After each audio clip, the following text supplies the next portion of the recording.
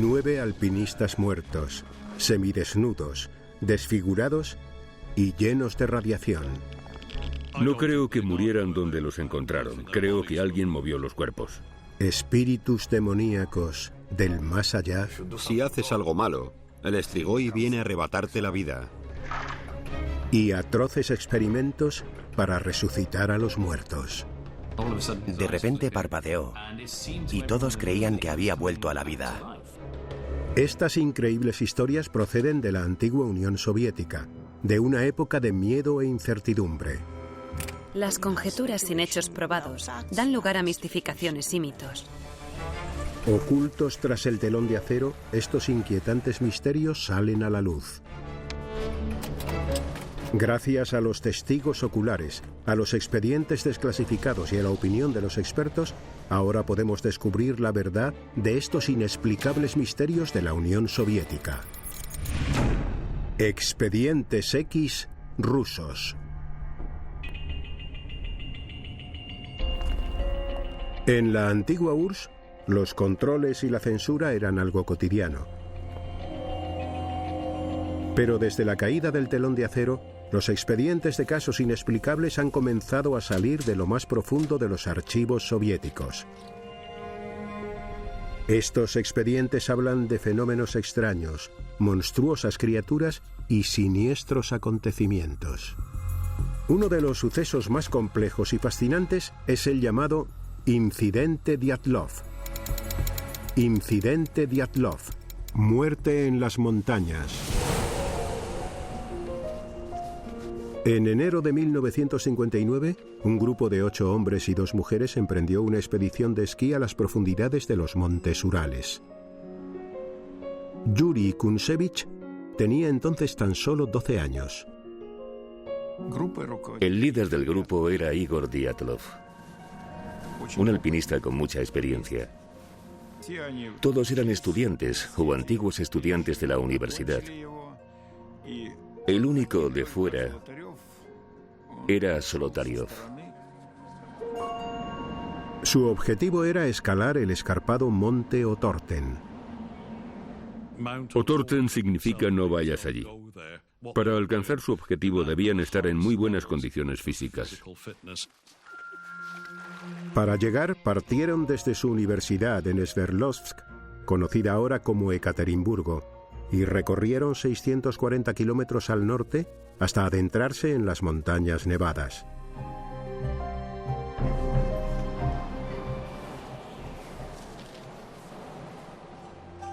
La noche del viernes 30 de enero, Sina Kolmogorova escribió lo siguiente en su diario.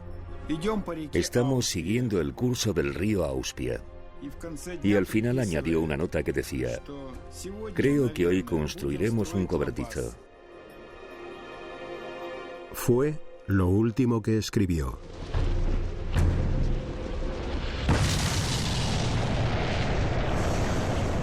Pronto iba a suceder algo que desencadenaría la muerte de todo el grupo. Aquella noche, a 50 kilómetros de distancia, varios testigos aseguraron ver unas extrañas luces en el cielo. Las esferas se movían despacio y estaban a diferente altura. Tenían pensado enviar un telegrama el día 12 de febrero para avisar de que habían terminado su viaje. Pero no llegó ningún mensaje. Pasan los días y el grupo sigue sin dar señales de vida.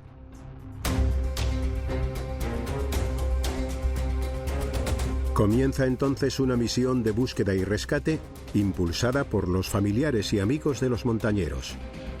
Pasaron 5 días y no encontraron nada, pero de repente, 2 estudiantes voluntarios descubrieron las primeras pistas. Llegamos en helicóptero el día 23 y el 25 encontramos las marcas de los esquíes.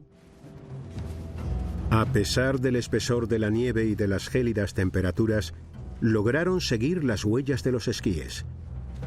Y a la mañana siguiente encontraron la tienda de campaña.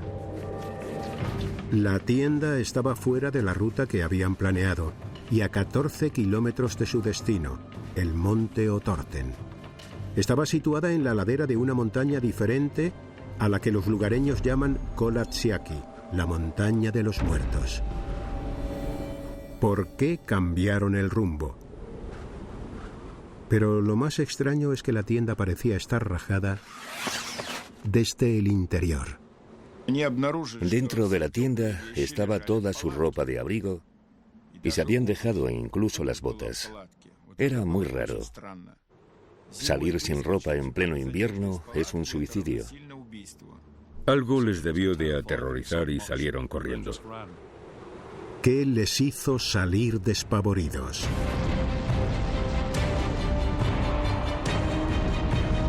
La explicación más obvia sería una avalancha.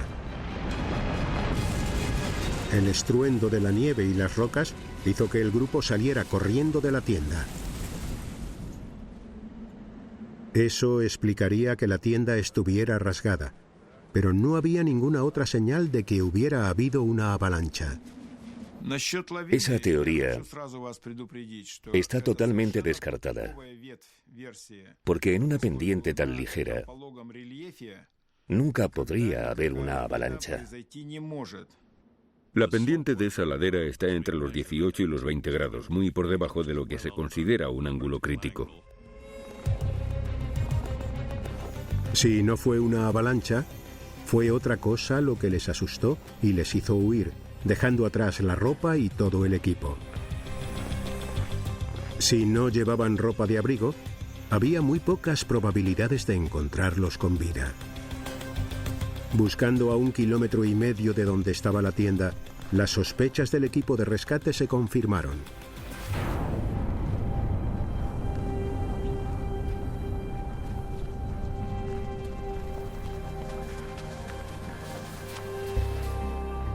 Vieron a 2 de los estudiantes cubiertos de nieve. Eran los cuerpos de Dorosenko y Krivonisenko. Estaban uno al lado del otro y llevaban únicamente la ropa interior. Estaban descalzos y no llevaban guantes.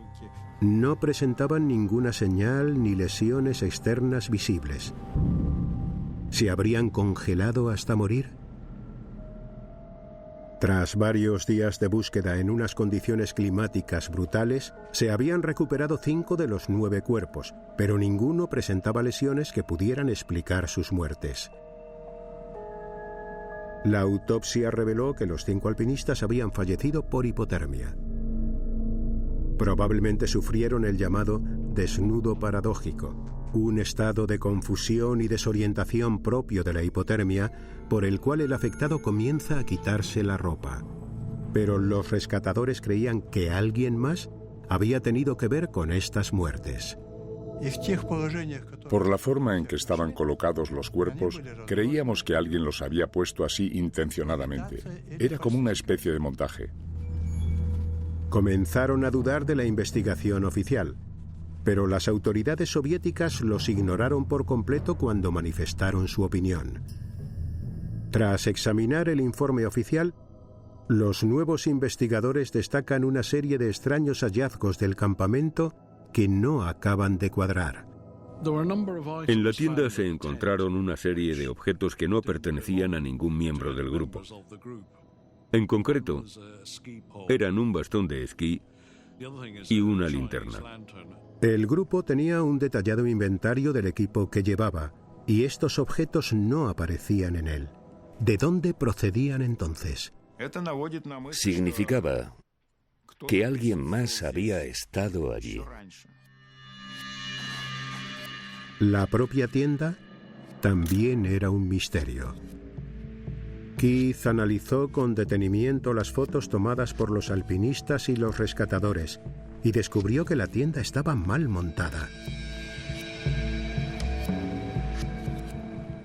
Parecía que la había montado alguien que no tenía mucha idea. Y eso no encaja con una persona experta como Igor Dyatlov. Las observaciones de Keith contradecían los datos oficiales. ¿Quién podía haber montado mal la tienda? El 5 de mayo de 1959, 2 meses después de descubrir los primeros cuerpos, encuentran los 4 restantes. Estaban en un barranco a solo 70 metros de donde encontraron a los primeros alpinistas, pero estaban ocultos bajo una espesa capa de nieve. El hallazgo conmocionó a los rescatadores. Todos presentaban lesiones muy graves. Los traumatismos eran parecidos a los que se sufren en un atropello. En esta foto se ve a Luda encima de una roca, junto a un pequeño riachuelo. Le faltaba la lengua y tenía el cartílago de la nariz totalmente aplastado, como si le hubieran dado un golpe en la cara, y el impacto se lo hubiera destrozado. Algunas lesiones podrían ser de los 2 meses posteriores a su muerte, provocadas por animales que buscaban comida. Pero al analizarlas con detenimiento, se descubrieron más anomalías. En lugar de zapatos, Luda tenía los pies envueltos en una tela que pertenecía a los estudiantes que murieron primero. Y lo más extraño es que su chaqueta emitía radiación. Los alpinistas eran civiles. ¿Por qué iba a haber rastros de radiación?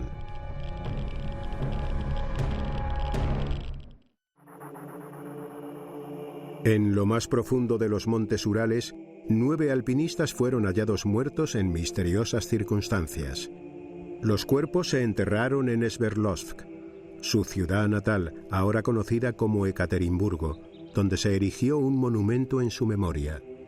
En los últimos años han salido a la luz muchos detalles más, pero es un incidente tan extraño que resulta complicado saber qué piezas podrían resolver este rompecabezas.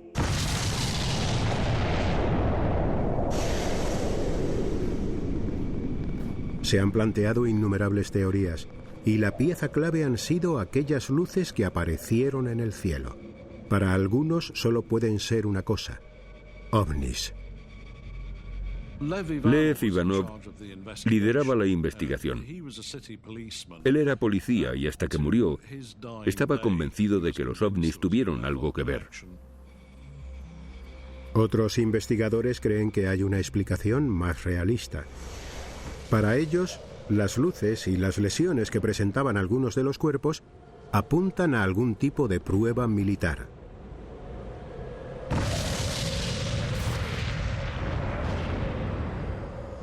Al ver el resultado de la autopsia, lo primero que pensé fue que habían muerto a causa de una explosión, pero no de una bomba común, porque si no habrían tenido otro tipo de lesiones provocadas por la metralla.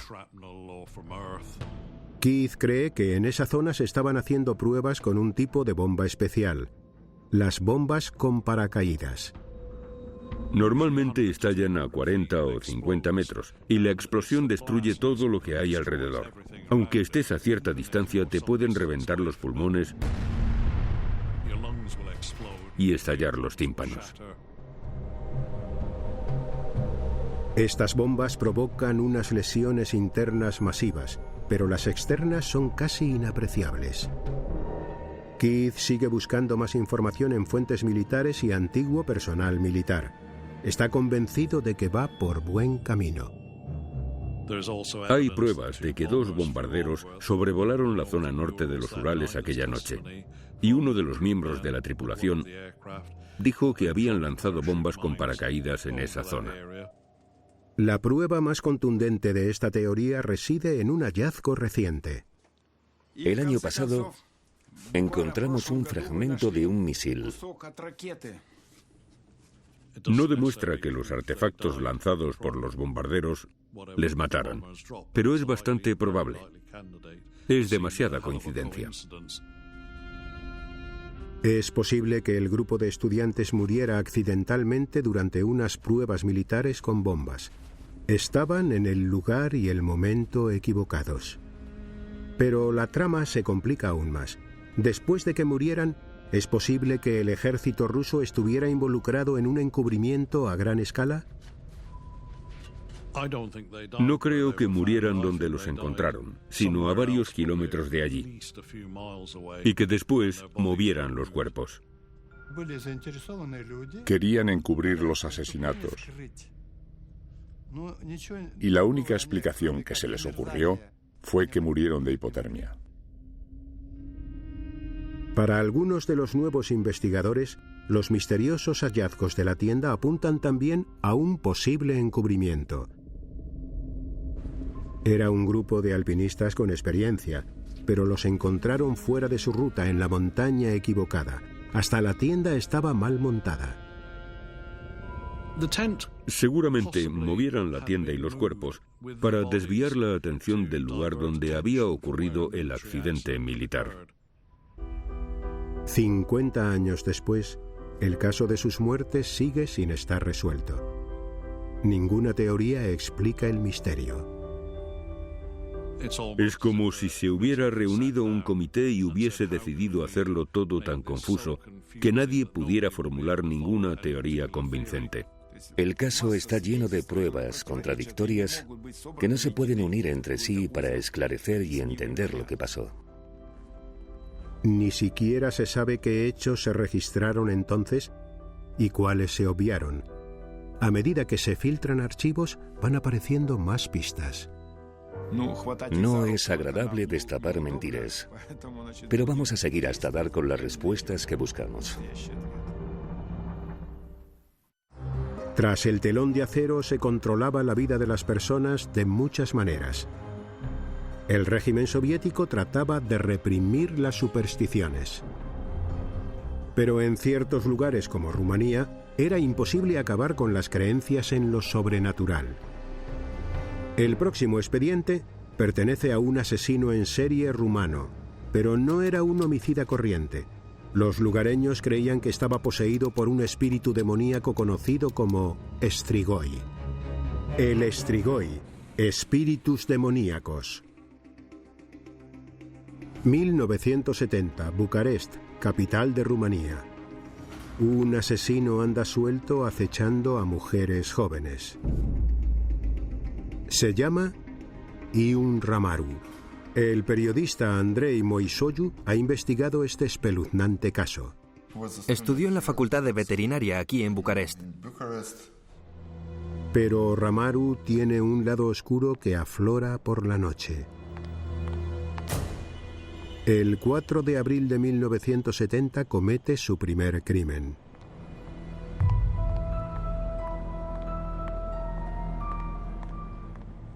La víctima era una mujer.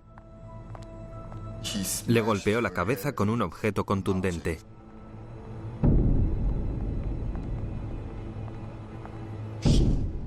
Las agresiones de Ramaru son especialmente salvajes. Había sangre por todas partes.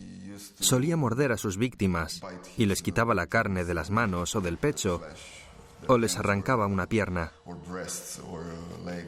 Lo apodaron el vampiro de Bucarest.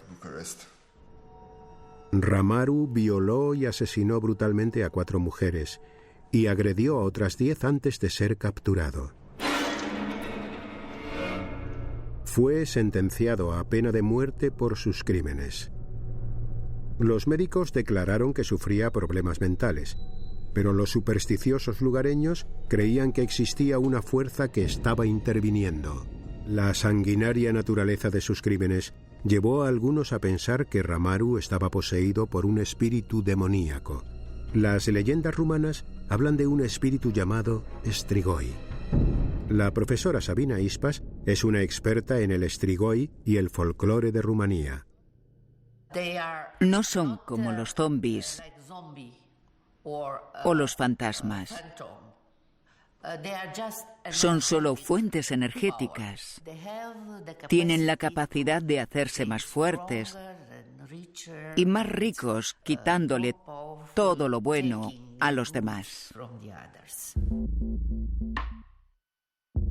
Según el folclore rumano, es posible nacer siendo un Strigoi, ya que el espíritu maligno se puede transmitir de una generación a otra.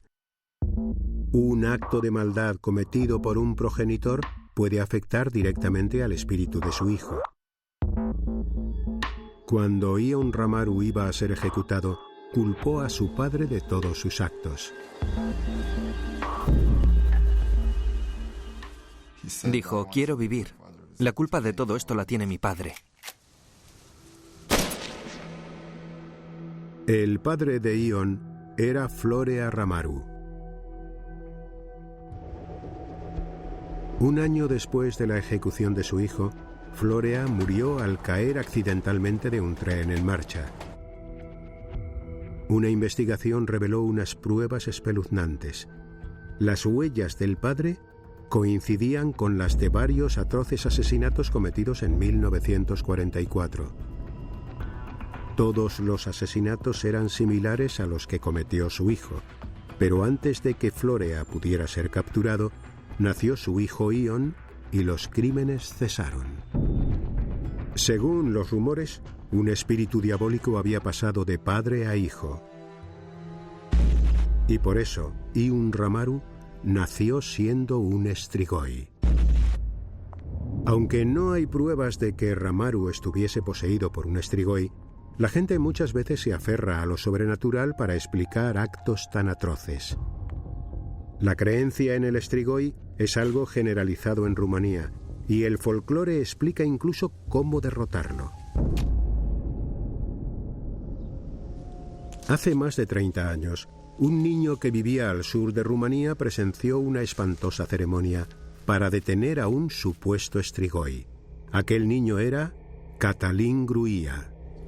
Recuerdo que una noche todo el pueblo acudió al cementerio.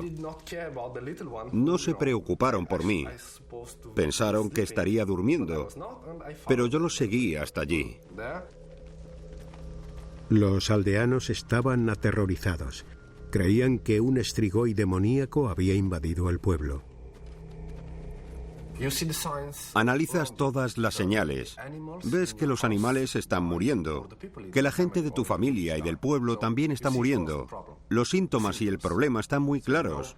Ya sabes que hay un Strigoi. Según el folclore rumano, si se sospecha que un espíritu maligno habita el cuerpo de un muerto, hay que llevar a cabo una serie de rituales para matar a ese Strigoi. El joven Cătălin fue testigo de una de esas terroríficas ceremonias. Sospechaban que una persona recientemente fallecida albergaba el espíritu del Strigoi y decidieron exhumarla. Había 2 hombres cavando y las mujeres estaban alrededor, todas vestidas de negro. Cuando ven el cadáver, se confirman las peores sospechas de los aldeanos. Las horribles marcas que tiene el cuerpo manifiestan la presencia del espíritu del Strigoi. Vieron que el hombre estaba intacto, pero tenía un mordisco en la mano, restos de sangre y estaba dado la vuelta. Yo estaba muerto de miedo. Cătălin no recuerda muy bien qué pasó después, pero según el folclore rumano, para matar a un Strigoi hay que utilizar una estaca de madera y ajo. La aterrorizada comunidad tomó medidas desesperadas y rezó para que el ritual para matar al Strigoi hubiera funcionado. La creencia en los poderes de estos espíritus demoníacos data de hace muchos siglos. Algunos investigadores creen que podría tener relación con una catastrófica enfermedad que azotó Europa, la peste negra. Cuando hay una epidemia mortal, la gente se asusta y quiere sentir que tiene el control, que puede hacer algo y puede identificar la causa. Así nacieron las historias relacionadas con el Strigoi, y muchas de ellas se asociaron con el concepto occidental del vampiro. Las pruebas que sirven para identificar a un posible Strigoi tienen que ver con los procesos naturales que sufre un cuerpo al descomponerse. Se ven cosas muy desagradables, como burbujeos y cambios de posición. La cara puede enrojecerse y el cuerpo hincharse. La gente cree que el color rojo alrededor de la boca es sangre de aquellos a los que han mordido, pero se debe al proceso de descomposición del cuerpo. Existen explicaciones racionales que responden a buena parte de las leyendas y supersticiones que rodean al Strigoi, pero eso no impide que la gente siga creyendo en él. Si haces algo malo, el Strigoi viene a arrebatarte la vida. Las supersticiones son la respuesta natural a nuestra forma de ver el mundo. El deseo de dar con el culpable de lo sucedido y tener algún tipo de ritual para acabar con él proporciona una sensación muy satisfactoria para el ser humano. Pero mientras la gente piense que el Strigoi es una amenaza real, se seguirá creyendo en él.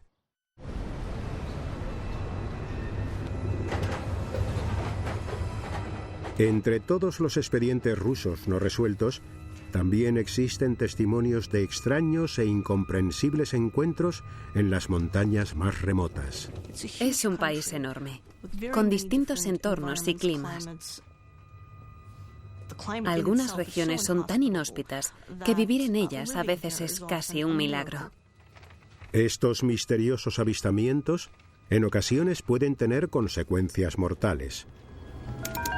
Olas de fuego, muerte en las montañas. El montañero Vladimir Kabunienko nos cuenta cómo organizó un fin de semana de montañismo con un grupo de amigos el 17 de agosto de 1978 por las montañas del Cáucaso.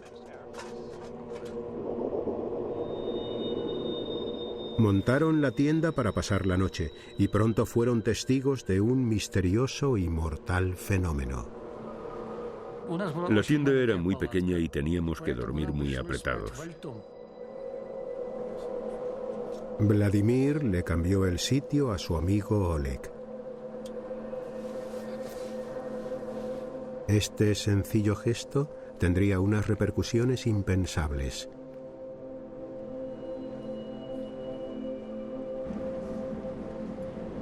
Aquella noche, el tiempo empeoró. Estando solos en la montaña, los escaladores no podían estar preparados para lo que iba a suceder. Vladimir recuerda que alrededor de las 2 de la madrugada, algo aterrador le despertó. Era como una pelota de tenis que brillaba con mucha intensidad.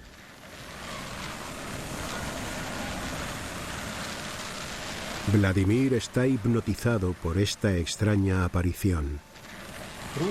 No podía mover las manos ni las piernas.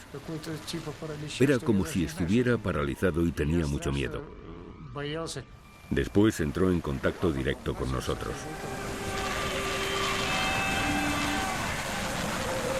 La bola de fuego estaba extremadamente caliente. Atravesó los sacos de dormir y abrasó la piel de los montañeros al tocarlos. Dolía muchísimo. Era como si me estuvieran quemando con un soplete. El olor a carne quemada invadía el ambiente y hacía mucho calor.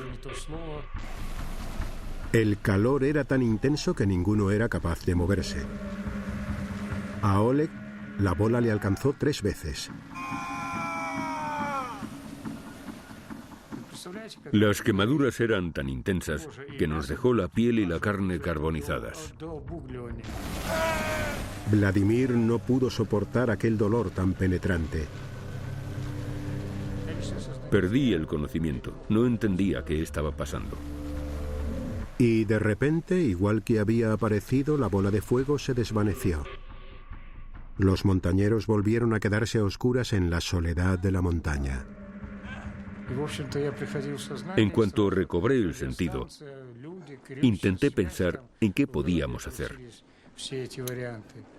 Tenía la pierna y otras partes del cuerpo muy quemadas. Aquella bola me había rozado 8 veces. Cuando Vladimir encontró la radio, le dijo a su amigo Víctor que pidiera ayuda. Trataron de despertar a Oleg, que yacía en la puerta de la tienda. Tenía quemaduras muy graves y no se movía.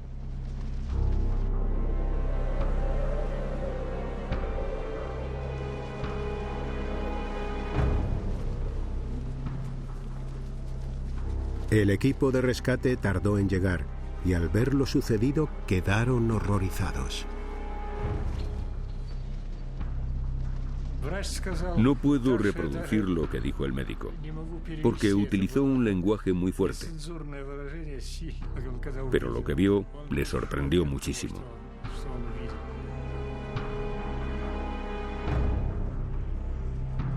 Oleg no tenía pulso. tras varios intentos de reanimación, tuvieron que declarar su muerte.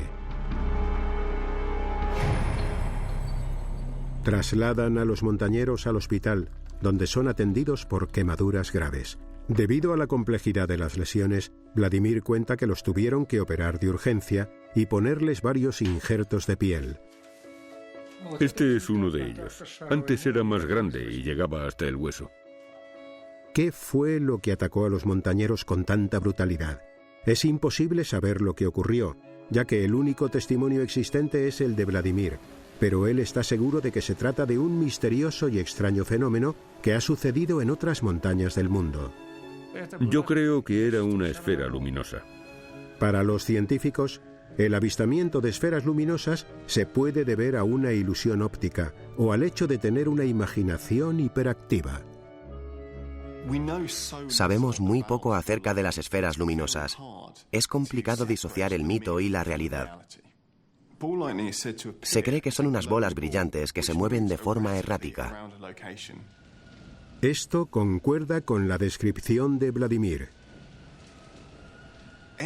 Todo lo que toque esa bola se verá expuesto a gran cantidad de energía, por lo que si entra en contacto con un ser humano, seguramente le quemaría. Esto explica las horribles lesiones que sufrieron los montañeros. Pero hace poco que los científicos han formulado una teoría para explicar cómo se crean estas bolas de fuego. Hacen falta dos cosas básicas para que se forme una esfera luminosa: que en la atmósfera haya muchas partículas en suspensión y una fuente de alta energía, como por ejemplo un rayo. Una teoría sostiene que cuando un rayo toca tierra pueden desprenderse fragmentos de suelo.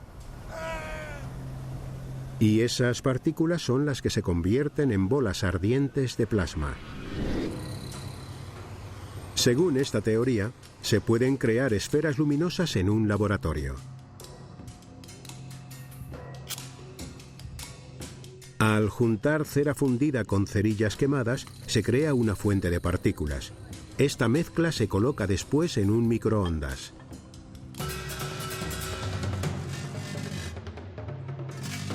Las microondas calientan las partículas igual que lo haría un rayo. Las partículas se han prendido con la energía del microondas y se ha formado un plasma estable llamado esfera luminosa.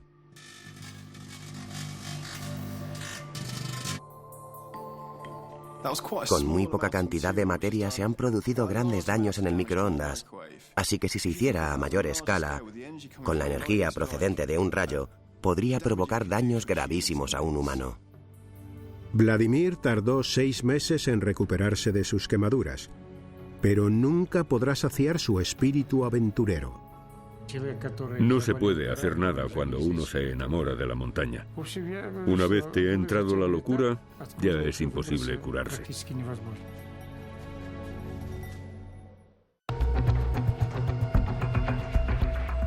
Además de misteriosos e inexplicables casos no resueltos, los archivos rusos contienen detalles de sorprendentes experimentos médicos.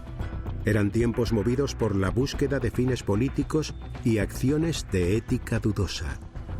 Rusia tiene un gobierno complejo, inescrutable y muy poderoso. La Unión Soviética pretendía controlar la información para proyectar una imagen de éxito y poder. Uno de los relatos más escalofriantes data de los años 20. Las imágenes muestran a científicos rusos creando abominables monstruos e incluso tratando de revivir a los muertos. Experimentación médica, terror en el laboratorio. Mientras muchas instalaciones científicas estaban escondidas en recónditos páramos nevados, este espeluznante caso ocurrió en pleno corazón de Moscú. El protagonista de esta historia es el cirujano ruso Sergei Bryukhanenko. Fue testigo de los horrores de la Primera Guerra Mundial y decidió centrar sus estudios en el trasplante de órganos. Aquellos científicos querían saber cómo funcionaban ciertos órganos dentro del cuerpo. Pero era complicado, porque están en el interior. Y cuando los extraes, suelen dejar de funcionar. Si un órgano sano puede sustituir a uno que está fallando, quizás algún día se pueda incluso evitar la muerte. Bryukhanenko estudiaba la posibilidad de mantener los órganos vivos una vez extraídos del cuerpo. Inventó una rudimentaria máquina de reanimación llamada autoyector. Era una especie de aparato de cristal con tubos de plástico o de goma, cuyo objetivo era suministrar sangre, reoxigenarla para eliminar los residuos e introducirla de nuevo en el órgano. Empezó a experimentar con animales.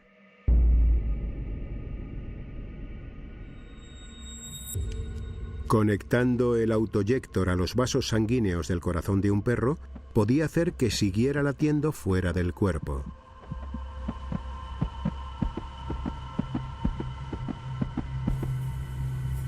Pero Bryukhanenko iría todavía más lejos. Quería mantener con vida algo de mayor tamaño. Y probó con la cabeza de un animal.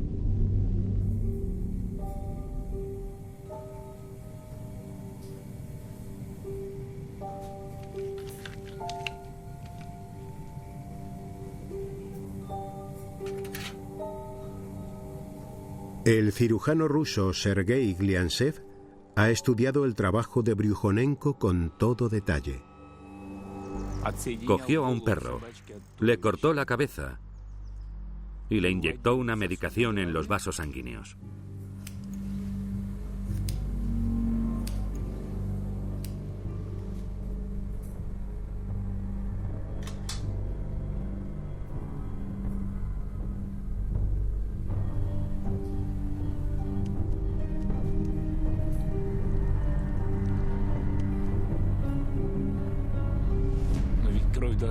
La sangre hay que oxigenarla.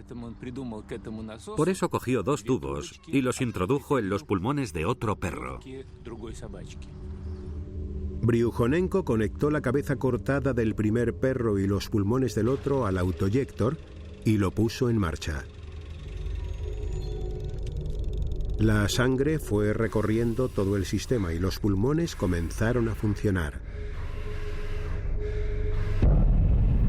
Y sorprendentemente, la cabeza volvió a la vida. El perro pestañeó y comenzó a mover los músculos faciales. La cabeza se mantuvo 3 horas y media en este estado de no muerte, hasta que finalmente se detuvieron sus constantes vitales. A principios de los años 40 se publicaron varias grabaciones de estos experimentos y pronto se desató una ola de interés por saber qué estaban haciendo los científicos rusos. Aquella cabeza viva, pero separada del cuerpo, sorprendió a todo el mundo, dentro y fuera de la Unión Soviética. Cuando se publicó aquel vídeo y se confirmó que Bryukhanenko era capaz de mantener con vida a esos animales, la gente dejó volar su imaginación y comenzó a pensar que sería fantástico crear una máquina que mantuviera a las personas con vida eternamente.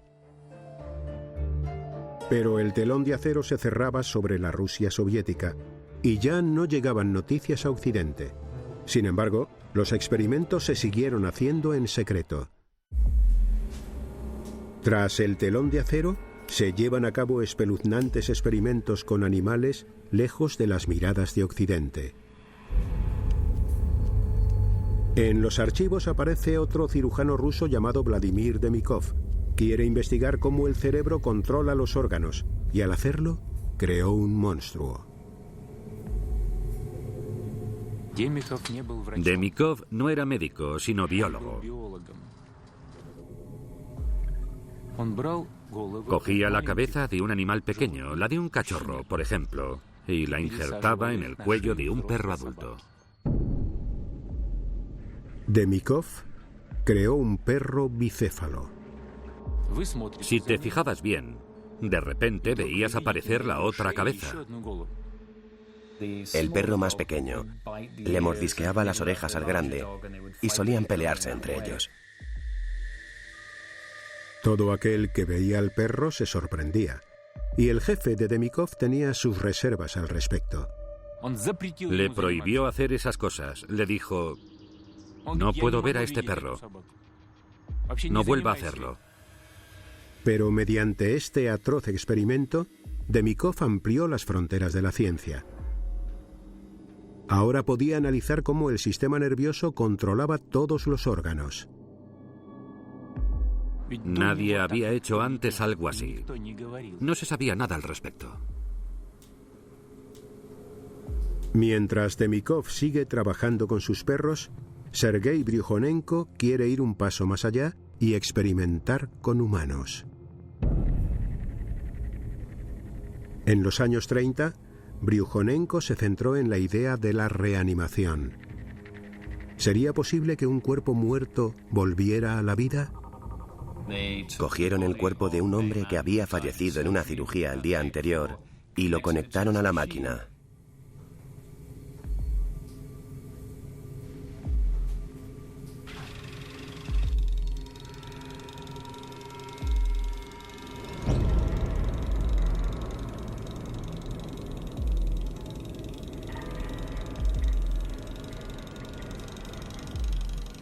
Después de unos 15 minutos, en aquella sala donde únicamente se oía el chasquido de la máquina, el hombre emitió un estertor.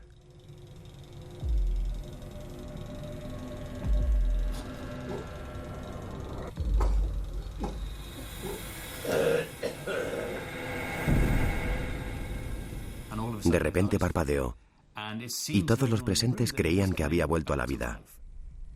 Bryukhanenko y su ayudante estaban atormentados por lo que habían hecho y aterrorizados por las consecuencias que podía tener revivir a una persona. Entonces apagaron la máquina y hasta hoy no sabemos si el experimento realmente habría funcionado. Los científicos soviéticos consiguieron lo que se creía imposible. Desde mantener órganos vivos fuera de un cuerpo hasta poder trasplantarlos y probablemente reanimar a los muertos, aunque fuese por un tiempo. ¿Pero estaba justificada toda esta investigación? La gente se sigue haciendo preguntas y se sigue planteando el trasplante de órganos desde un punto de vista ético y moral. ¿Tiene el hombre derecho a entrometerse en la creación de Dios y hacer algo que él no ha hecho? Si se pudiera revivir a una persona, significaría que no existe realmente el alma y que el cuerpo es una máquina cuyos componentes se pueden sustituir por los de otra. Por controvertidos que sean, los trabajos de Bryukhanenko y Demikov se siguen utilizando hoy en día para las tecnologías de soporte vital y las operaciones de trasplantes de órganos. La justificación de estos trabajos es que se salvan vidas, y eso siempre ha sido lo primordial. Fue un avance fundamental para la medicina actual. Pero tras el telón de acero, ¿quién sabe hasta dónde llegaron los experimentos originales y qué otras abominaciones se crearon, ya fuesen animales o humanas? La Rusia soviética guardaba secretos que permanecieron ocultos durante décadas tras el telón de acero. Pero en los 25 años posteriores a la caída del comunismo, muchos de estos expedientes han salido por fin a la luz. Se ha dado una explicación racional a muchos de estos extraños encuentros y testimonios, pero otros seguirán siendo un misterio, ya que la madre Rusia no revela sus secretos tan fácilmente.